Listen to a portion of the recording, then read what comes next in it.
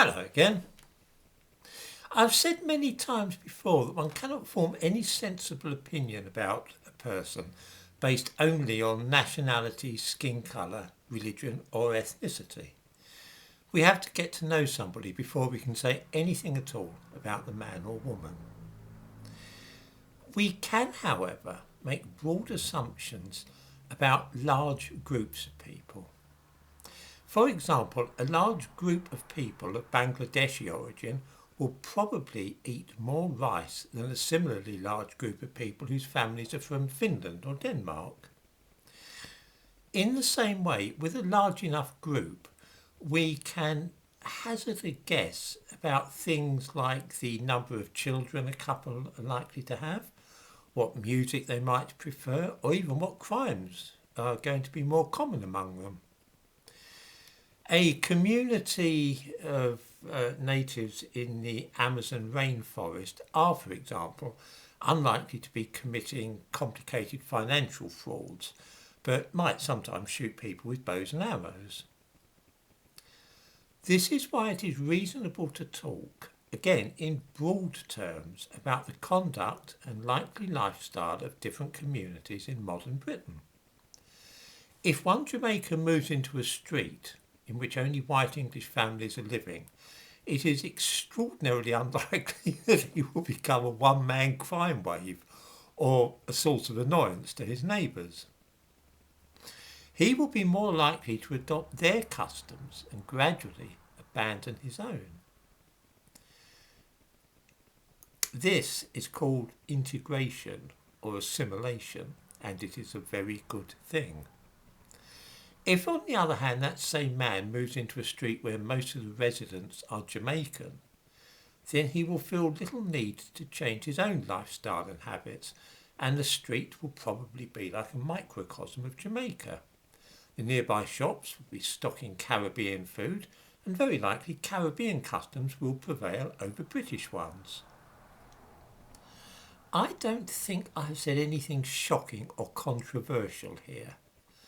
After all, when the Afghan refugees began arriving in this country a few months ago, they were horrified at the prospect of being housed in places like the north of England or Wales.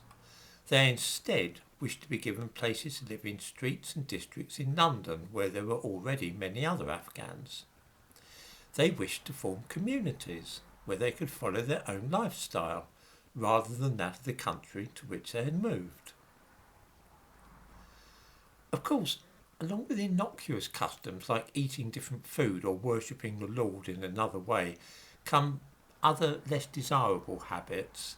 These might include forced marriage, the use of drugs, fighting with knives, planting bombs, playing loud music with the windows open, spitting in the street, or 1,001 other things. The character of an area where an ethnic minority now forms the majority changes irrevocably. Again, I don't think many people would disagree with that. I don't think many black people or people from the Indian subcontinent would agree with that. That, after all, is why they do tend to form communities, because they want to be with those that have similar customs. The character of an area where an ethnic minority now forms the majority changes irrevocably. As I said to begin with, this tells us nothing about any individual, but more about communities as a whole. Caribbeans will form one kind of community, Siletis another, and Yoruba from Nigeria another kind entirely. The problem which a lot of British people have is that they do not wish to see separate communities of this kind established in their cities. They were not consulted about it, and nobody appears to have made any plans for the difficulties that the balkanisation of London and Manchester might cause.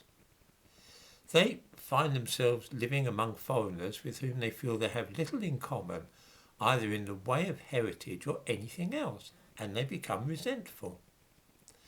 I don't think that this would have happened if there were only one or two Jamaicans in the street, or perhaps one Bangladeshi family in a suburb. It is the fact that these immigrants now form a large majority in some districts which is the cause of the anger felt. That and the fact that there does not appear to be any prospect of things being allowed to settle down a little for a generation or two. Instead, tens of thousands of people from Africa and Asia are still arriving each week, and almost invariably they head for areas where there's already communities where the shops sell the food they like and they can speak their own languages rather than English. I think that if I had the power, I would impose a 10-year ban on further immigration to this country for any reason. I would spend that breathing space of a decade in sorting out all the claims for asylum which are pending and in hunting out and deporting those who have no legal right to be in the country. Only once that had been done would I even consider any further immigration, and then only with strict limits and, most importantly of all, a plan for the next 20 years about where the new immigrants would be from and where they would live. And also things like any additional infrastructure which would be needed in the way of schools and hospitals could then be put in place to avoid overloading existing systems. As I say, I don't think any of this is controversial, let alone racist. I don't have the slightest problem with black people, Asian people, Muslims or anybody else, not as individuals. It is the growth of large communities which make the indigenous British inhabitants into a minority that I think is at the crux of the difficulties here.